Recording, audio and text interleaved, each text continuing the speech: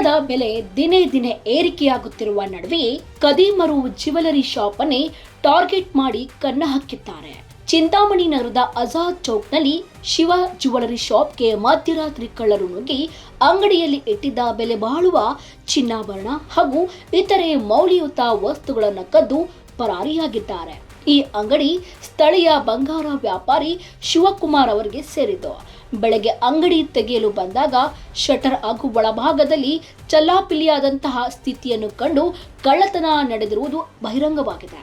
ಘಟನೆ ಬಗ್ಗೆ ಮಾಹಿತಿ ದೊರಕುತ್ತಿದ್ದಂತೆ ಚಿಂತಾಮಣಿ ನಗರ ಪೊಲೀಸ್ ಠಾಣೆಯ ಅಧಿಕಾರಿಗಳು ತಕ್ಷಣ ಸ್ಥಳಕ್ಕೆ ಧಾವಿಸಿ ಪರಿಶೀಲನೆ ನಡೆಸಿದ್ದಾರೆ. ಜೊತೆಗೆ ಬೆರಳಚ್ಚು ತಜ್ಞರನ್ನು ಕರೆಸಿ ಕಳ್ಳರ ಸುಳಿವು ಪತ್ತೆ ಹಚ್ಚುವ ಪ್ರಯತ್ನ ನಡೆಸಲಾಗಿದೆ. ಈ ನಡುವೆ ಚಿಕ್ಕಬಳ್ಳಾಪುರ ಜಿಲ್ಲೆಯ ಪೊಲೀಸ್ ವರಿಷ್ಠಾಧಿಕಾರಿ ಕುಶಾಲ್ ಚೌಕ್ಸಿ ಅವರು ಕೂಡ ಸ್ಥಳಕ್ಕೆ ಭೇಟಿ ನೀಡಿ ಕಳ್ಳತನ ನಡೆದ ರೀತಿ ಹಾಗೂ ಭದ್ರತಾ ಲೋಪಗಳ ಬಗ್ಗೆ ವಿವರವಾಗಿ ಮಾಹಿತಿ ಪಡೆದಿದ್ದಾರೆ.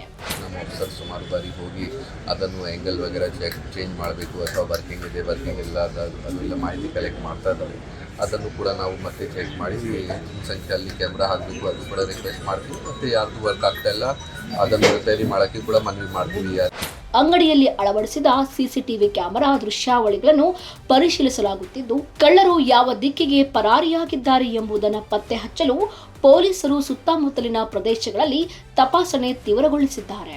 ಈ ಘಟನೆಯಿಂದ ಚಿಂತಾಮಣಿ ನಗರದ ವ್ಯಾಪಾರಿಗಳಲ್ಲಿ ಭೀತಿ ಹೆಚ್ಚಾಗಿದ್ದು, ವಿಶೇಷವಾಗಿ ಚಿನ್ನದ ಅಂಗಡಿಗಳ ಭದ್ರತೆ ಬಗ್ಗೆ ಆತಂಕ ವ್ಯಕ್ತವಾಗಿದೆ. ಸಾರ್ವಜನಿಕವಾಗಿ ಸಂಚರಿಸುವ ಪ್ರದೇಶದಲ್ಲಿಯೇ ಇಂತಹ ಕಳ್ಳತನ ನಡೆದಿರುವುದು ಪೊಲೀಸ್ ವ್ಯವಸ್ಥೆಗೆ ಸವಾಲಾಗಿ ಪರಿಣಮಿಸಿದೆ.